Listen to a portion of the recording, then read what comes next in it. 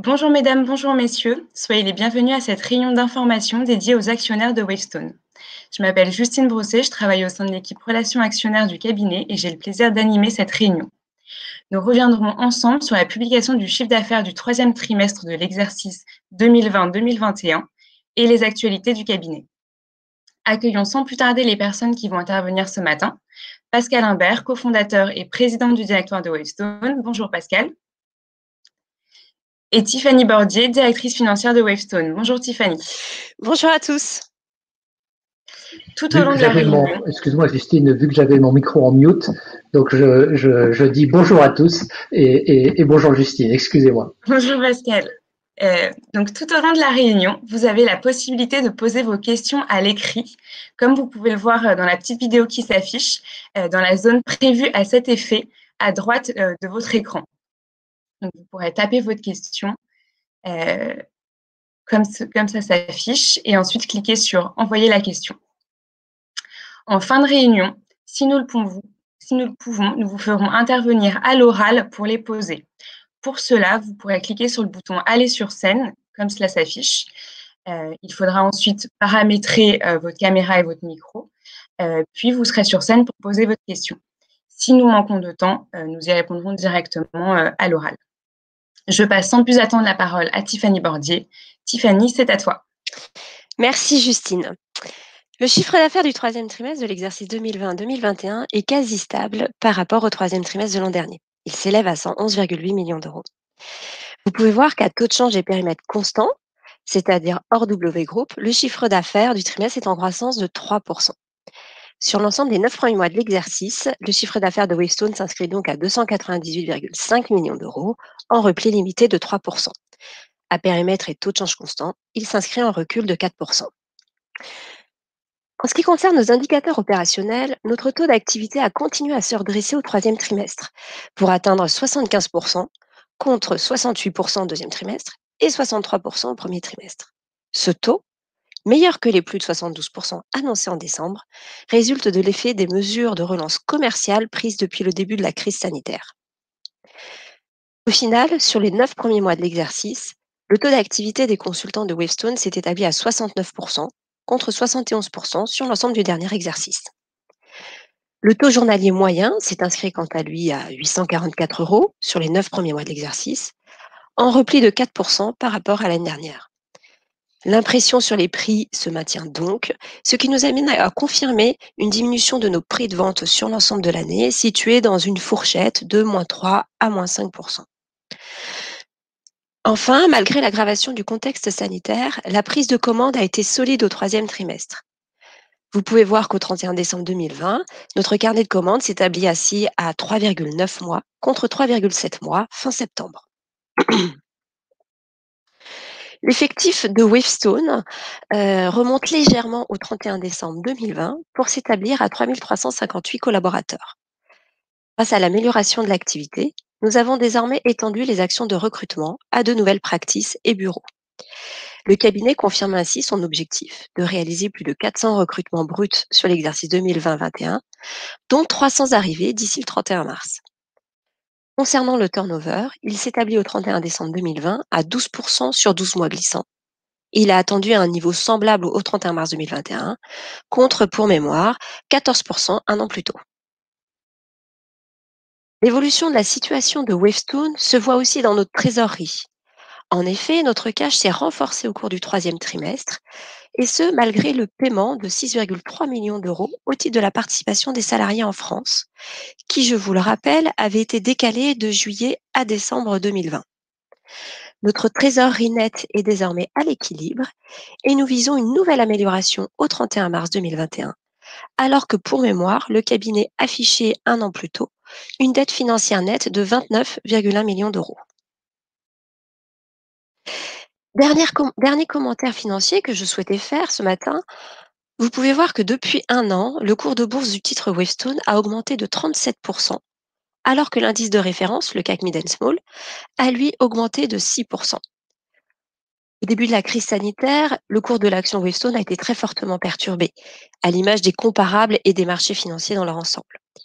Une fois le choc passé, Le cours a connu une remontée progressive depuis l'été et en particulier depuis septembre 2020 suite à l'annonce de perspectives meilleures qu'attendues pour Wavestone. Enfin, j'en profite pour vous rappeler que nous avons annoncé le 29 janvier dernier la proposition du directoire de Wavestone de reprendre la politique de distribution de dividendes au titre de l'exercice 2020-2021. Cette décision a été prise compte tenu de l'amélioration des performances du cabinet et de la résilience des perspectives sur le marché du conseil, en dépit du contexte sanitaire. Une résolution en ce sens sera donc proposée à la prochaine Assemblée générale et le montant du dividende sera déterminé au regard des résultats annuels 2020-2021. Je vous remercie de votre attention et je laisse maintenant la parole à Pascal. Pascal, tu es en mute. Il faudrait que tu ouvres ton micro. Merci. Je m'habituerai décidément jamais à ces visioconférences. Donc, merci Tiffany. Et comme vous le savez, donc Wavestone est dans une stratégie de développement international. Nous avons de ce fait souvent des questions sur l'avancement de ce développement et la marche de nos opérations hors de France. Donc, je vous propose, dans cette période si particulière, de faire un point sur l'activité de nos différents bureaux internationaux. À l'image de ce qui s'était passé en France, nos activités à l'international avaient été dans l'ensemble durement touchées dans les premiers mois de la crise liée au Covid-19. La situation s'est ensuite améliorée progressivement dans l'ensemble de nos géographies, mais elle reste difficile, tendue pour certains bureaux. Et c'est le cas en particulier au Royaume-Uni, où la situation reste très difficile, avec des ventes qui sont encore assez fortement ralenties. Pour remédier à ce ralentissement, nous avons initié depuis plusieurs mois un plan de relance spécifique, avec un appui depuis la France à l'action commerciale du bureau, un renfort des compétences sur un des sujets particulièrement résilients, la cybersécurité, et nous espérons que ce sujet va être un des leviers du rebond de l'activité au Royaume-Uni. Et enfin, nous réalisons ce que nous appelons du cross-staffing, c'est-à-dire que nous utilisons des consultants du Royaume-Uni pour réaliser des missions qui sont vendues dans d'autres pays, en France, au Luxembourg, en Suisse et aux États-Unis. Nous commençons à avoir des premiers signes de redressement, mais il est trop tôt pour s'enthousiasmer. Je considère que ces signes de redressement au Royaume-Uni sont encore insuffisants et donc notre effort doit être prolongé dans les mois qui viennent. L'activité est également encore ralentie en Belgique, mais pour ce bureau, le rétablissement est nettement plus avancé. Et il est vrai que c'est un bureau de petite taille, hein, c'est une quinzaine de consultants donc, qui constituent ce bureau installé à Bruxelles. Au Luxembourg, en Suisse, au Maroc, la reprise par contre est bien là et nous ne sommes pas loin d'être revenus à des niveaux normatifs en termes de taux d'utilisation. Aux États-Unis, notre activité a bien résisté tout au long de la crise. C'est une bonne nouvelle car vous le savez, les États-Unis, c'est une des géographies clés pour le développement de Wavestone dans les années qui viennent. Le chiffre d'affaires de W Group que nous avions acquis en 2019 a certes reculé après une année 2019 qui avait été exceptionnelle, mais grâce à la flexibilité apportée par le recours à la sous-traitance, la rentabilité reste bonne, supérieure au reste du cabinet, et nous sommes confiants pour les trimestres à venir. Enfin, notre petit bureau de Hong Kong, je l'ai gardé pour la bonne bouche, lui, il n'a carrément pas connu la crise, avec des performances qui ont été remarquables tout au long de l'année. Pour en revenir maintenant à 2021, la bonne prise de commande des derniers mois de 2020 et la préparation active durant décembre du redémarrage de notre activité au début janvier, parfois le redémarrage de l'activité en début d'année civile peut être un petit peu compliqué. Cette bonne prise de commande, cette préparation du redémarrage au début de l'année civile nous ont permis d'éviter en grande partie le ralentissement que nous redoutions pour le début de l'année 2021 et dont on avait fait état lorsqu'on avait présenté nos résultats semestriels. Donc un démarrage début 2021, donc pour le début du quatrième trimestre de notre exercice, qui est plutôt très rassurant par rapport à ce que nous attendions. Il faut bien sûr rester prudent. L'aggravation de la situation sanitaire entraîne un regain d'incertitude sur le plan économique, mais nous demeurons plutôt confiants pour les mois à venir et nous pensons que notre activité commerciale toujours très intense, qui a fait ses preuves ces derniers mois, va nous permettre de continuer à tirer notre épingle du jeu. Et j'en profite pour rebondir sur la question posée par monsieur André Bernard dans le chat de la conférence, même s'il y avait un nouveau confinement qui était déclenché dans les jours ou semaines qui viennent, maintenant nous avons complètement organisé nos activités pour que ce confinement ait un impact vraiment très limité sur notre activité, à vrai dire pour nous insensible. Et donc nous pensons que ça ne remet pas du tout en cause, cette perspective d'un reconfinement ne remet pas du tout en cause l'optimisme que je viens d'évoquer sur la suite de l'année 2021.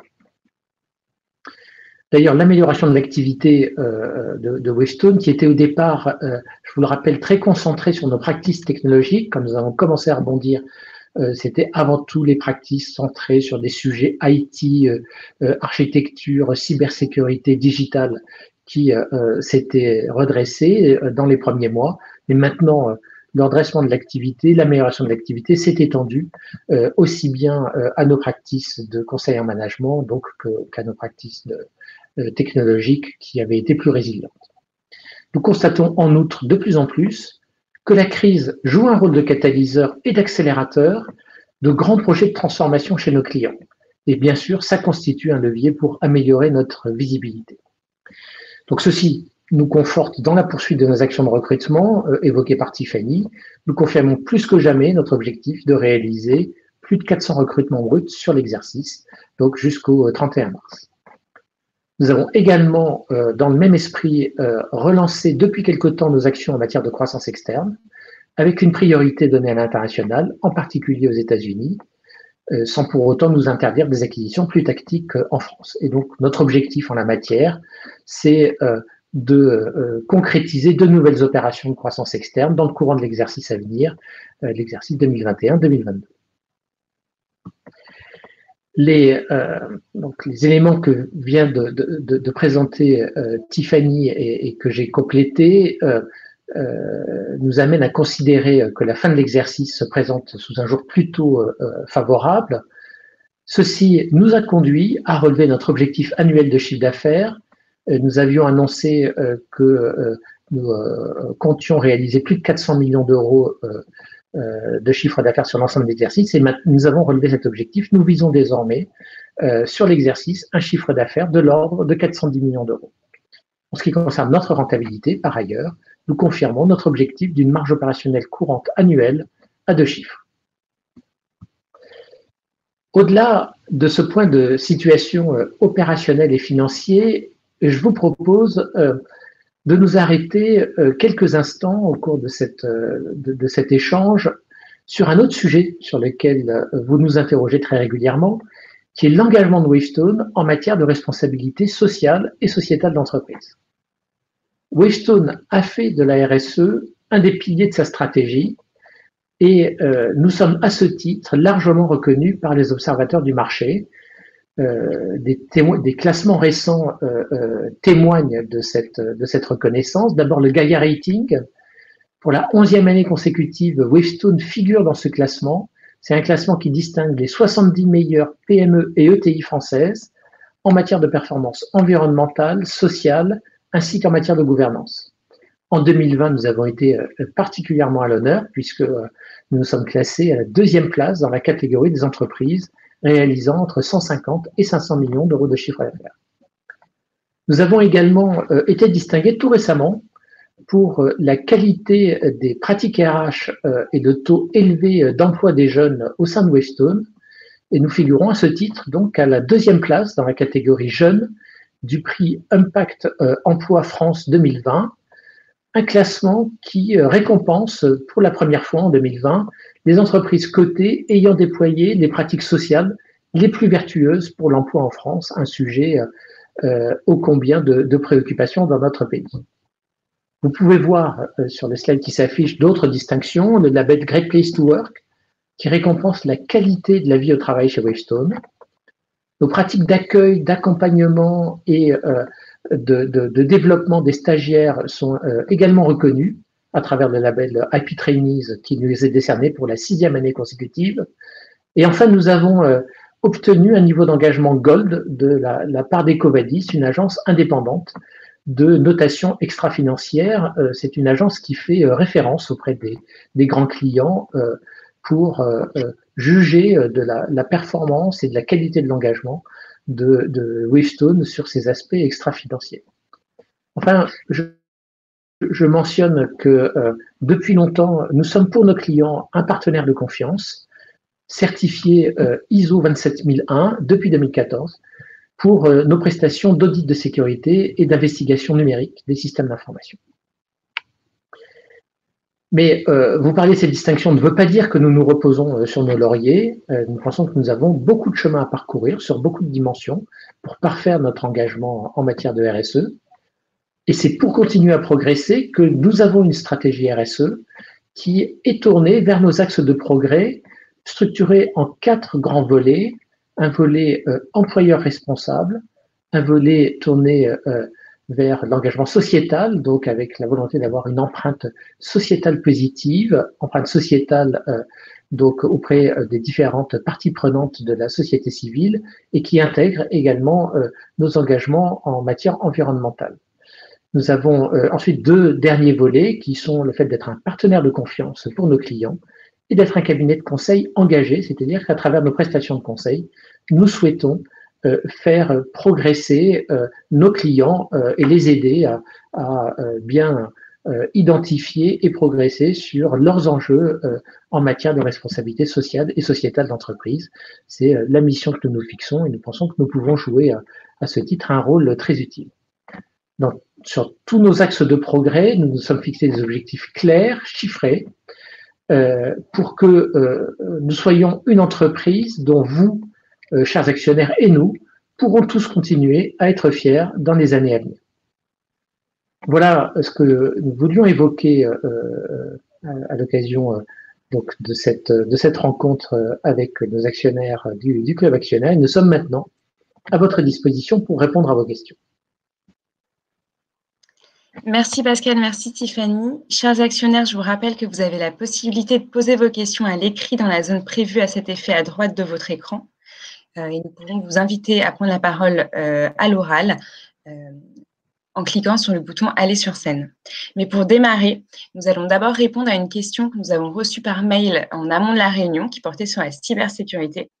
Et pour ça, je vous propose de regarder en image la réponse de Jérôme Billois, qui est responsable de la pratique cybersécurité chez Wavestone. Peux-tu nous en dire plus, d'une part sur le campus cyber et d'autre part sur les retombées attendues du plan de soutien annoncé par le gouvernement pour Wavestone? Alors, le campus cyber est un projet à l'échelle nationale qui va viser à colocaliser des acteurs à la fois publics comme notre Agence nationale de sécurité, la police, la gendarmerie, des instituts de recherche comme l'INRIA par exemple, et des acteurs privés spécialistes de la cybersécurité, que ce soit à la fois des grands groupes mais également des plus petites structures jusqu'aux startups. L'idée, c'est vraiment dans un même espace, dans un même lieu, de mettre tous ces acteurs pour bien renforcer la force de la France et créer des synergies qui vont nous permettre de développer nos activités à l'échelle internationale. Et finalement, aujourd'hui, la France est bien située déjà dans cette course à la cybersécurité internationale. Pour ne pas perdre cette position et pour encore la développer, le campus cyber va être un réel accélérateur. Et donc, la suite, c'est du coup plus précisément sur le plan qu'a annoncé le gouvernement récemment, le plan de soutien. Quelles retombées est-ce qu'on attend chez Wavestone de ce plan-là? Alors, la nouvelle stratégie cybersécurité du gouvernement se concrétise par un plan d'investissement de plus d'1 milliard. Ce plan d'1 milliard va être composé en 2 grandes parties. 500 millions sont destinés à créer un écosystème cybersécurité encore plus important en France. Dans ce contexte-là, Wavestone pourra certainement être impliqué dans un certain nombre de projets de recherche, dans la création de nouvelles solutions, de nouvelles approches, et en tirer parti par rebond. L'autre partie du plan, c'est d'augmenter le niveau de sécurité de notre pays, avec des actions très concrètes, comme on a pu le voir par exemple sur les hôpitaux, mais aussi plus largement à l'échelle du secteur public. Sur cette partie, Wavestone est déjà positionné. Nous avons gagné un certain nombre de marchés et nous comptons bien continuer à accompagner la transformation numérique sécurisée de notre pays. Un élément important, qui joue aussi pour Wavestone, c'est que ce plan va accélérer le recrutement et la mise en lumière des métiers de la cybersécurité pour répondre à l'enjeu du manque de compétences. C'est aujourd'hui également un enjeu clé pour Wavestone que d'être capable de recruter, d'attirer les talents cyber pour continuer à accompagner la croissance de notre activité, comme nous l'avons fait toutes ces dernières années. Donc voilà, vous avez pu entendre Jérôme Billois sur le sujet de la cybersécurité. Et donc, je pense que vous n'avez peut-être pas reconnu Jérôme Billois derrière son masque, mais vous l'avez certainement déjà vu à la télévision. Il intervient très, très régulièrement dans les journaux télévisés quand il y a malheureusement des cyberattaques ou des soucis en termes de cybersécurité. C'est un des experts qui est très présent sur les plateaux télé pour commenter ces événements. Exactement. Donc on accueille donc Monsieur Bernard. Vous êtes sur scène avec nous et du coup je vais vous laisser poser directement vos questions à Pascal et Tiffany. Oui, bonjour. Bonjour. Vous m'entendez bien donc. Donc je demandais, oui, le cours de bourse avant division était à 160 €. Est-ce que vous pensez qu'il va bientôt surperformer après division par 4 il y a 2 ou 3 ans, je crois? Et depuis, on est descendu à 25 € et même au-delà, au-dessous, je crois. Est-ce que vous pensez qu'on va revenir au-dessus de 40 €? Alors, on m'a toujours dit qu'il ne faut jamais commenter son cours de bourse. C'est pour ça d'ailleurs je vais laisser Tiffany commenter. Écoutez, en tout cas, je dirais, là il y a une progression assez rapide du cours. Et donc je suis pas sûr qu'on soit parti pour un nouveau rallye à très court terme et à vrai dire je pense qu'il faut peut-être installer une certaine respiration. Ce que je dirais par contre c'est que les fondamentaux de l'entreprise là, sont plutôt bien orientés. Je pense que cette crise va se terminer donc dans les trimestres à venir, mais qu'on va bien la terminer et donc qu'on va pouvoir profiter du cycle qui devrait redémarrer à l'issue de cette crise dans de bonnes conditions.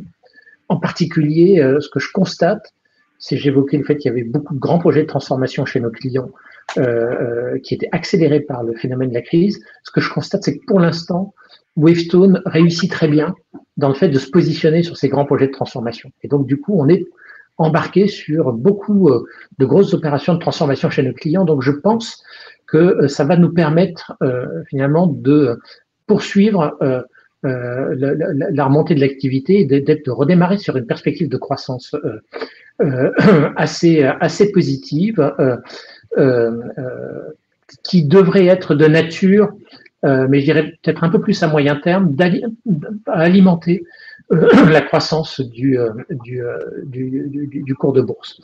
Donc oui, moi je dirais à moyen terme, je suis relativement optimiste sur le fait qu'on a encore la possibilité d'apprécier le cours de bourse de Wavestone et donc pourquoi pas de revenir au-dessus des 40 €. En tout cas, à titre personnel, c'est le pari que je fais puisque je thésaurise, je garde précieusement toutes mes actions Wavestone. Tiffany, est-ce que tu gardes les tiennes? Oui, sauf dans le cas d'un achat d'une maison, mais oui, sinon. Mais il y a beaucoup d'institutionnels qui étaient sortis du capital. Est-ce que vous pensez qu'ils vont revenir et rentrer dans le capital? Je pense qu'il y a eu pas mal de rotation en fait dans les institutionnels. Ce que je constate on va faire tous les ans au 31 mars, on fait un état complet de l'actionnariat, on fait ce qu'on appelle un TPI, qui nous permet d'observer de manière très précise qui est actionnaire de Wavestone. Et donc je pense qu'on va avoir un certain mouvement finalement par rapport à l'année dernière dans les institutionnels, mais la bonne nouvelle c'est qu'effectivement il y a des institutionnels qui sont sortis et de ma compréhension il y en a des nouveaux qui sont rentrés. Il y a eu une certaine rotation et les dernières rencontres investisseurs que nous avons faites avec Tiffany depuis le début de l'année nous ont amené à rencontrer, je trouve que c'est assez remarquable, je sous le contrôle de Tiffany, je trouve qu'on a rencontré beaucoup de nouveaux investisseurs, beaucoup de nouveaux gérants, et notamment des gérants internationaux, ce qui était un de nos objectifs depuis plusieurs années, qui était d'augmenter l'audience de Wavestone et de rencontrer des gestions internationales. Et je trouve qu'il y a eu une accélération. On sent que effectivement les investisseurs eux aussi sont en train de se préparer à un nouveau cycle, et donc ils sont à la recherche d'idées. Donc on est assez confiant sur le fait effectivement d'avoir élargi notre audience et trouvé de l'attractivité pour attirer de nouveaux investisseurs institutionnels. Alors, une autre question, est-ce que vous détenez 51% du capital? Est-ce que vous pensez avoir un rapprochement avec une autre société du même genre ou le rachat d'autres sociétés? On est donc plutôt investisseur de long terme avec Michel Dancoine, hein, donc nous formons, comme vous l'avez souligné, un bloc de contrôle de Wavestone. Donc on est plutôt investisseur de long terme. Donc je suis désolé, il n'y a pas d'intérêt spéculatif autour de Wavestone, mais c'est parce que nous pensons que nous avons vraiment de beaux horizons devant nous, et donc la perspective de création de valeur reste très très élevée pour nous dans les années qui viennent pour Wavestone. Nous allons reprendre notre croissance externe plutôt vers des petites sociétés, mais au moment où le cycle nous paraîtra un peu plus clair, nous envisageons, si des opportunités se présentent, également de pouvoir faire des rapprochements plus structurants, ou en tout cas un rapprochement plus structurant. Ça fait partie du champ des possibles dans les années qui viennent. On veut le faire avec beaucoup de prudence, de manière à pouvoir faire des opérations qui sont vraiment créatrices de valeur en quelques années pour Wavestone, comme l'avait été l'acquisition de Kurt Salmon. Et donc c'est quelque chose qui pourrait se représenter, je dirais, dans les 2 à 3 ans qui viennent, à partir du moment où on considérera qu'on a un cycle suffisamment dégagé devant nous. Parce que pour faire ce type d'opération, il est intéressant d'avoir quand même une bonne visibilité sur le business. Ça avait été le cas quand on avait fait l'acquisition de Kurt Salmon. On était vraiment au début d'un cycle, et un cycle montant, et ça avait grandement facilité la création de valeur qui a pu intervenir suite à cette acquisition. Merci. Merci, Monsieur Bernard. Merci, c'est vraiment très agréable, malgré la distance, de pouvoir converser de visu à travers ces outils. J'ai eu du mal à venir aux dernières réunions que vous avez organisées, et là, je trouve que c'est sympa de le faire aussi en visio. Ouais, je trouve que la crise du Covid aura permis de faire progresser la maturité de ce type d'outil de manière impressionnante. J'avais écouté aussi votre visioconférence avec Interparfum, et j'ai trouvé très intéressant aussi le patron dirigeant de Interparfum. Ouais.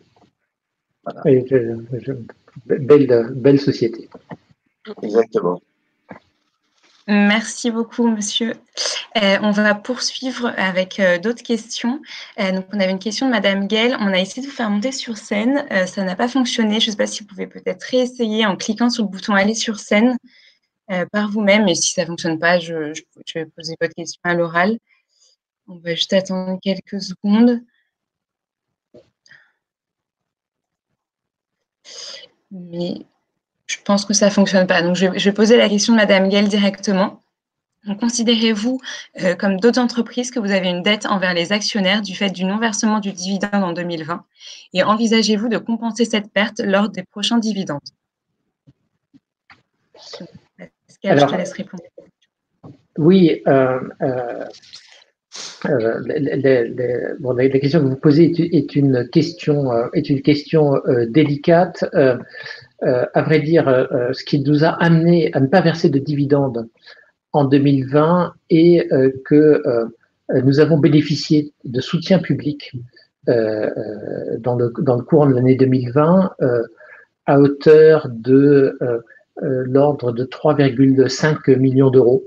Ça représente le montant des indemnités que nous a versé l'État dans le cadre de l'activité partielle. Alors quand je dis l'État, ce sont les États, c'est-à-dire non seulement l'État français, mais également d'autres États. Et nous avons considéré que, en contrepartie de ce soutien des pouvoirs publics, il était vertueux, je dirais, de ne pas verser de dividendes dans le courant de cette année, de la même manière que nous avons pris un certain nombre de mesures. Nous n'avons pas mis en œuvre des plans d'action gratuites que nous mettons en œuvre habituellement pour, je dirais, faire profiter les salariés de l'entreprise de la réussite de l'entreprise. Et puis, comme vous vous en souvenez, le directoire et le conseil de surveillance avaient réduit leur rémunération. Le directoire avait renoncé à ces bonus. Donc, Patrick Irigoyen et moi-même avions renoncé à nos bonus au titre de l'exercice 2019-2020. Et le conseil de surveillance avait réduit sa rémunération. Et du coup, nous ne considérons pas que nous devons rattraper cet élément. Ce que nous allons essayer de faire, c'est redoubler d'efforts pour dégager une performance encore meilleure après la crise du Covid-19. Et je pense que nous avons des atouts pour le faire, comme on l'a évoqué aujourd'hui, mais nous n'allons pas essayer de compenser très directement finalement les efforts qui ont été faits par les différentes parties prenantes de Wavestone dans le cadre de 2020, du fait donc de ce soutien des pouvoirs publics qui nous paraît devoir être accompagné par le reste des parties prenantes. Merci beaucoup. Donc, on a une nouvelle question de Monsieur Haroche qu'on essaie de faire monter sur scène. Donc, pareil, on va attendre quelques secondes parce que par ailleurs, je n'ai pas l'entièreté de la question. Donc, je ne peux pas la poser en entier. Pour les autres participants, je vous rappelle que si vous souhaitez poser des questions, vous pouvez le faire du coup dans la zone privée à cet effet à droite de votre écran, comme cela s'affiche. Et je vous propose d'attendre encore quelques secondes pour voir si on arrive à avoir Monsieur Haroche avec nous.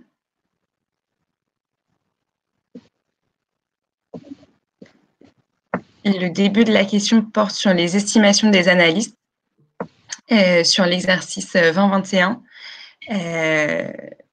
Qui estime que nous finirons avec un résultat opérationnel courant en progression de 2 points et une situation de cash net en progression, mais je n'ai pas le reste de la question. Peut-être commenter ces éléments, Tiffany ?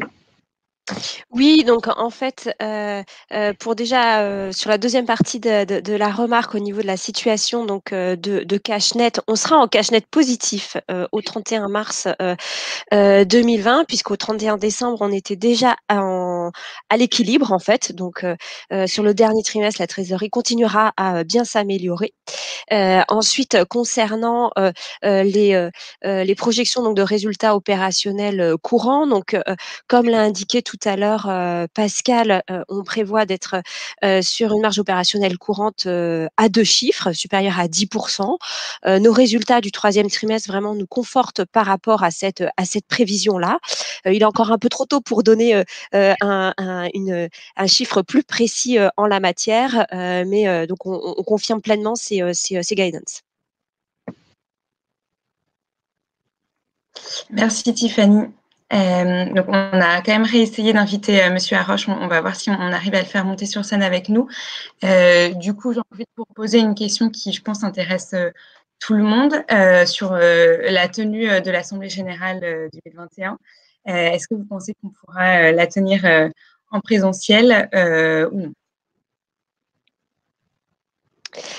On espère très sincèrement de pouvoir la tenir en présentiel. Il faut aussi que les consignes gouvernementales nous permettent de le faire.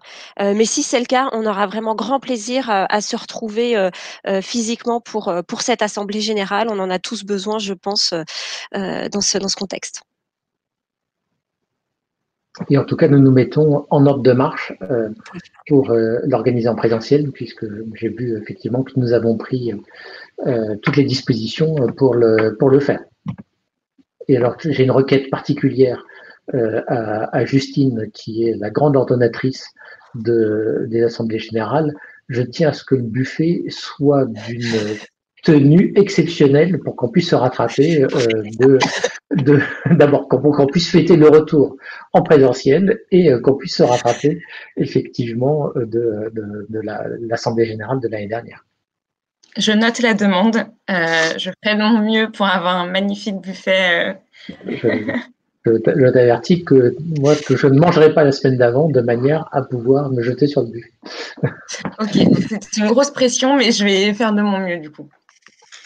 Donc on a une nouvelle question de Monsieur Bernard. Je ne sais pas si vous voulez revenir sur scène peut-être pour la poser. On va attendre quelques secondes.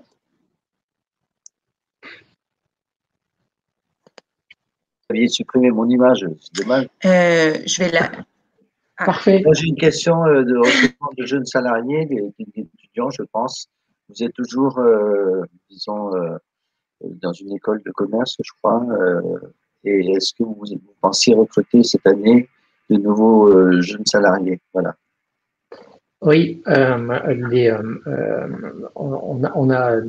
avait affiché un objectif de 400 recrutements dans le courant de l'exercice 2020-2021, mais c'est une relance plus large que ça que nous avons opéré. Et donc, dans le courant de l'exercice à venir, nous allons revenir sur des rythmes de recrutement a priori soutenus. Pour donner un ordre de grandeur, on avait recruté en 2019-2020 à peu près 900 nouveaux collaborateurs. Dans ces 900, je dirais pas loin de 90%, qui étaient des jeunes diplômés. Et c'est un ordre de grandeur qui pourrait être assez comparable encore en l'exercice prochain. Un petit peu en dessous sans doute de ce qui avait été fait en 2019-2020, qui avait été une année quand même très soutenue en termes de recrutement.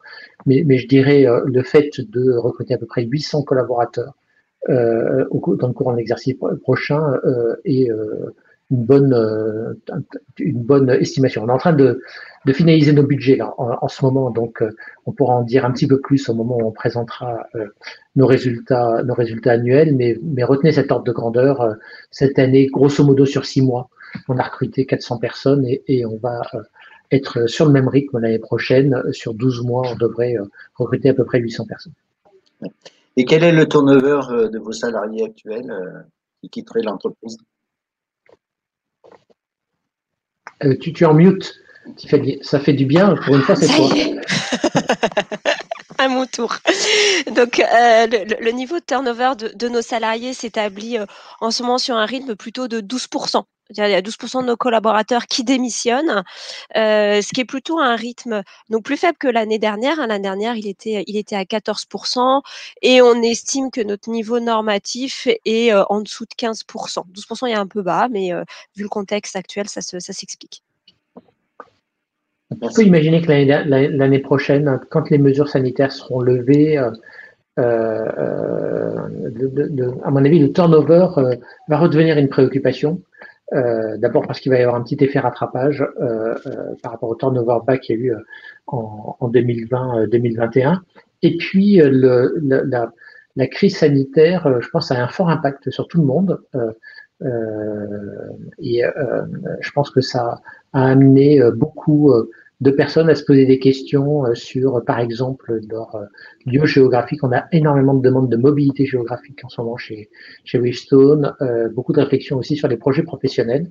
Donc, je pense que ça devrait se traduire aussi par une certaine tension en termes de turnover. On pense que le recrutement l'année prochaine devrait rester assez, je dirais, relativement facile, pas trop de tension sur le marché, mais par contre que le turnover devrait retrouver au minimum un niveau normatif comparable à celui qu'évoquait Tiffany, peut-être un petit effet rattrapage dans le courant de l'exercice prochain. Et alors, vous avez beaucoup de salariés en télétravail, je suppose. Est-ce que vous louez une partie de vos locaux disponibles à d'autres sociétés? On aurait adoré, mais vu que toutes les sociétés sont en télétravail, en fait, on recherche une optimisation de nos locaux là en ce moment, et c'est très très difficile parce que dans le domaine des locaux professionnels, il y a énormément de vacances. Toutes les sociétés sont dans la même situation que nous, sachant que votre question amène également peut-être à parler d'un chantier que nous avons. Nous pensons qu'après la crise Covid, les modes de travail ne seront plus les mêmes. Le télétravail va prendre une place beaucoup plus importante dans l'organisation des sociétés. Ça va répondre à une aspiration des salariés. Les salariés en ce moment aspirent à revenir dans les locaux de l'entreprise, mais par contre, ils ont également vu tout le bénéfice qu'il pouvait y avoir à avoir une partie de leur activité en télétravail. Et donc, nous avons l'intention de répondre à cette aspiration après la crise et donc d'avoir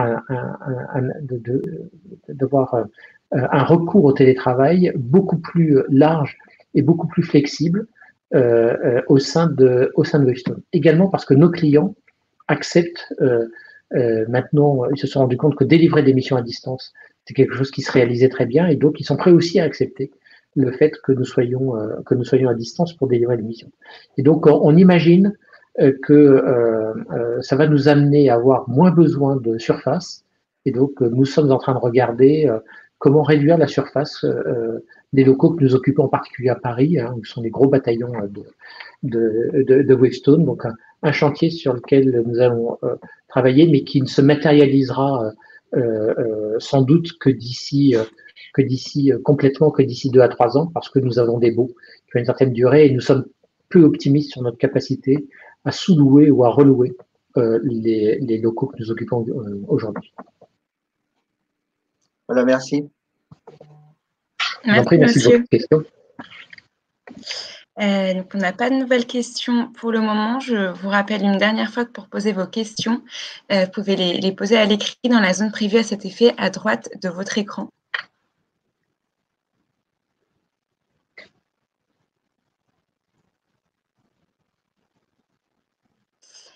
Et puisque nous n'avons plus de questions, je vous propose de conclure cette réunion. J'en profite juste avant la conclusion pour vous annoncer pour les membres du club actionnaire du coup qu'une nouvelle lettre aux actionnaires vous sera bientôt publiée, envoyée, et nous l'envoyerons aussi par courrier cette fois-ci, puisqu'on sait qu'on ne peut pas se réunir en ce moment. On pense que ça peut être une bonne idée de l'éditer en format papier cette fois-ci. Donc vous la recevrez d'ici les prochaines semaines. Et donc je laisse la parole à Pascal pour conclure cette réunion. Bien, écoutez, merci beaucoup de votre présence. Merci également de vos questions. Ça faisait plaisir de se retrouver. Vous voyez là en ce moment s'afficher nos prochains rendez-vous et en particulier le 27 avril, la publication de notre chiffre d'affaires et le 1er juin, la publication donc des résultats annuels 2020-2021 et les perspectives sur l'exercice à venir. Donc, je pense une réunion particulièrement importante qui pourra, j'espère, permettre de confirmer la résilience de Wavestone à l'issue de cette période extrêmement compliquée et puis qui va ouvrir un nouveau chapitre dans le développement de l'entreprise.